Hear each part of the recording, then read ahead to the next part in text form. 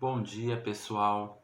Estamos aqui com mais uma das nossas aulas de Novo Testamento 2 do Seminário Básico da FATEP, dando continuidade ao nosso estudo do Novo Testamento e continuando agora, já chegando no finalzinho do nosso estudo.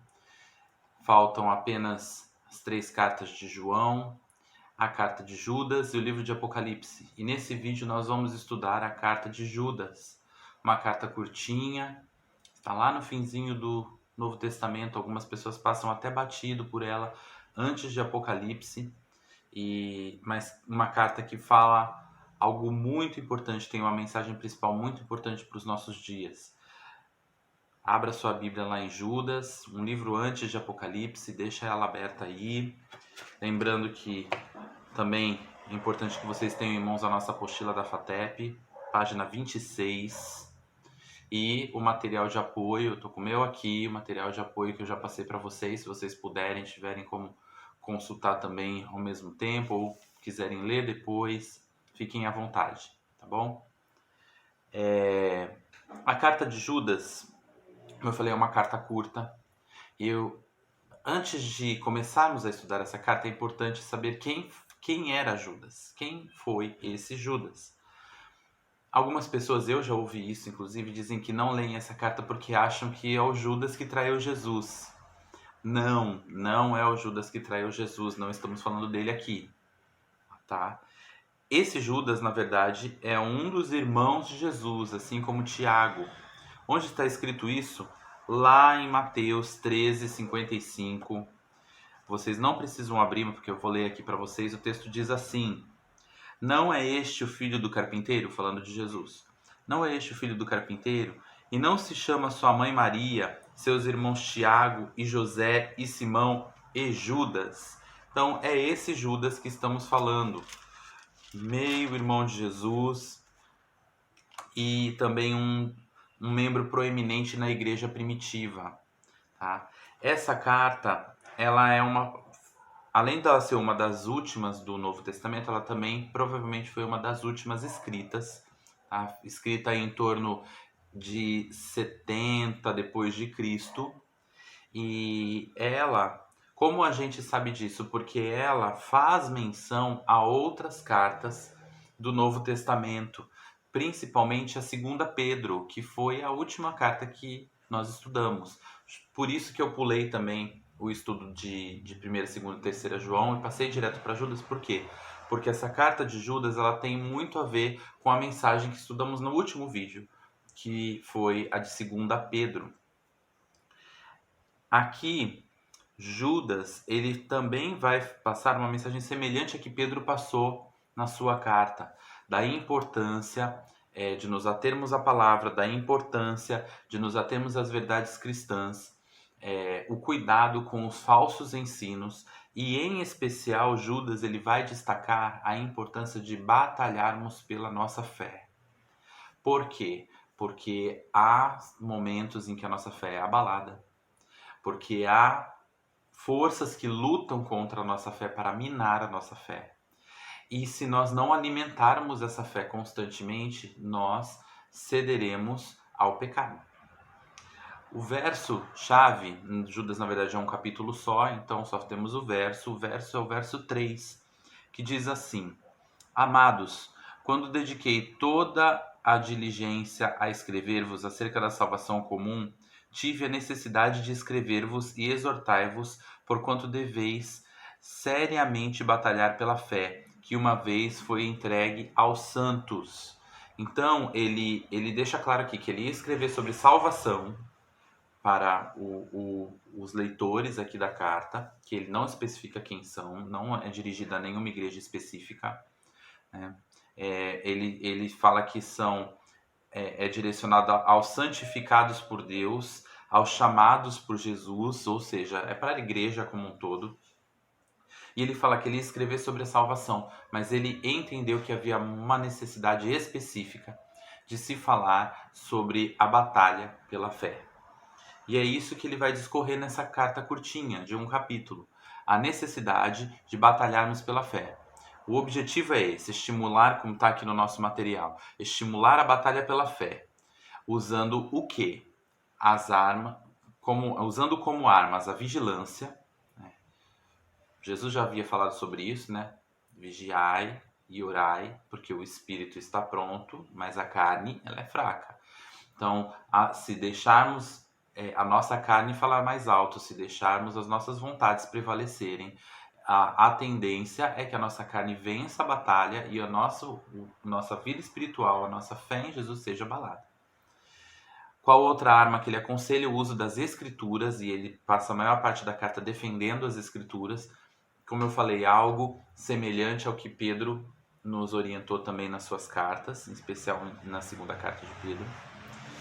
A esperança naquele que morreu por nós na cruz, no poder de Jesus, e a comunhão com os irmãos. Essas são as 4 armas que Judas destaca aqui nessa carta.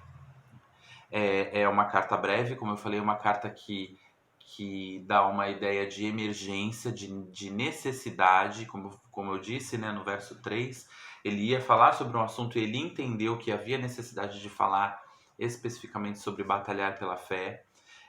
A época em que ela foi escrita era uma época de muita confusão, tanto social, com a questão de perseguição crescendo cada vez mais, como também com relação à confusão nas doutrinas, no ensino da palavra.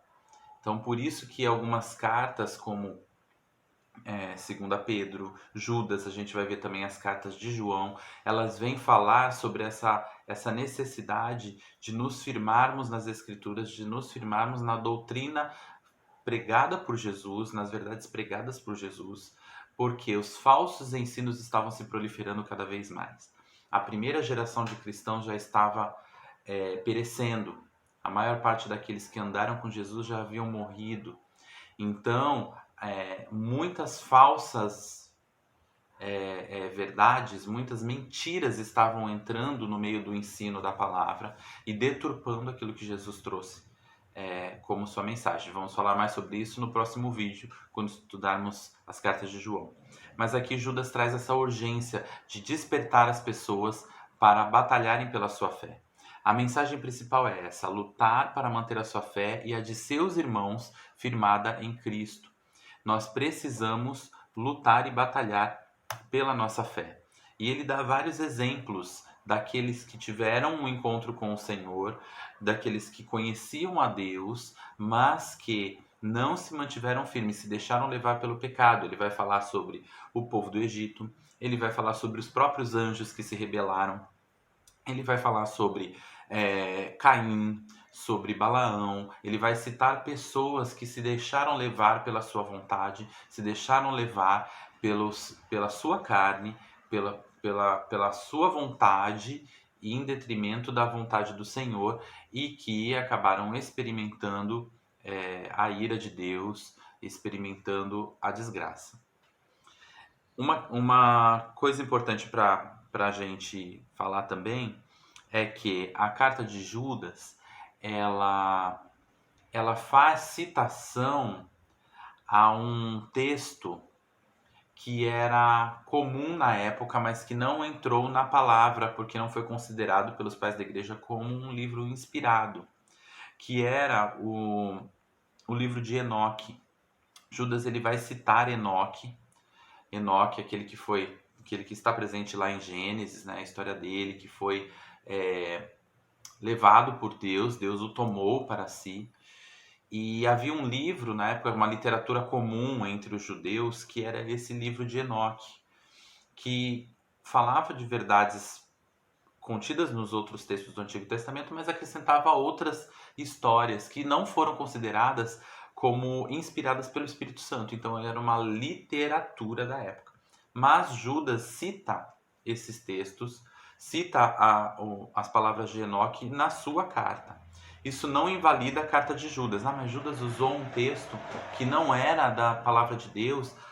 Sim, por quê? Porque era uma literatura que era edificante na época, mas que não era considerada de inspiração divina para ser agregada na palavra.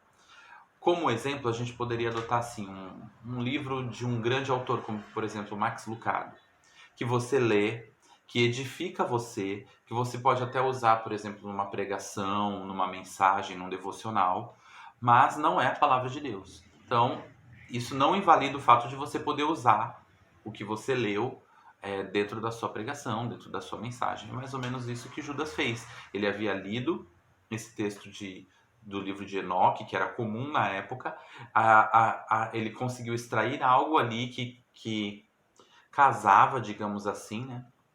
Que agregava para a sua mensagem, a mensagem que ele queria passar na carta, e ele incluiu. Mas isso não invalida de forma alguma a carta dele. Seguindo aqui na apostila, a gente vê aqui que o propósito é a advertência contra os apóstatas dentro da igreja, ou seja, aqueles que... O apóstata, o que é a apostasia? É a perda da fé. Então, é uma advertência para aqueles que estavam perdendo a fé dentro da igreja. E o conteúdo, a saudação inicial, o propósito da carta, como nós lemos aí no verso 3 e verso 4, denúncia contra os falsos mestres, exortação à fidelidade e vigilância cristã e, por fim, as palavras finais.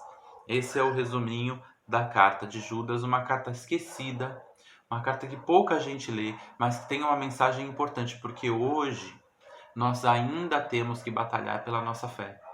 Jesus falou isso. Jesus falou: quando o Filho do Homem voltar, que é ele, achará ele fé na terra?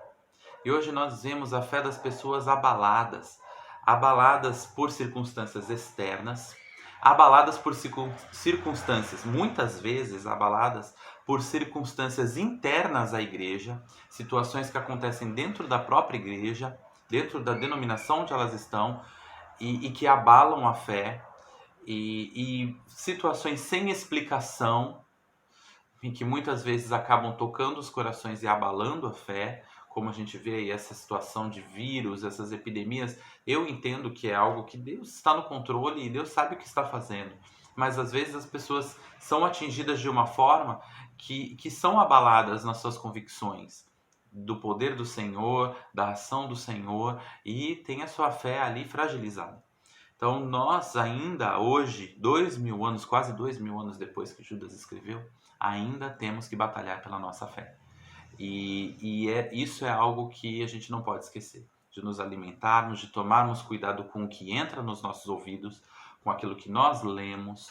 Estamos cercados aí de más notícias, estamos cercados de sementinhas do mal, como dizem por aí, e precisamos tomar cuidado com aquilo que entra pelos nossos ouvidos, pelos nossos olhos e se deposita no nosso coração. Que possamos ser edificados pelas verdades da palavra, por aquilo que o Espírito Santo nos traz, e nos firmarmos, nos agarrarmos na rocha mais alta que é Jesus. Amém? Deus abençoe vocês. Logo mais outro vídeo. Vamos continuar estudando o Novo Testamento. Amém? Deus abençoe.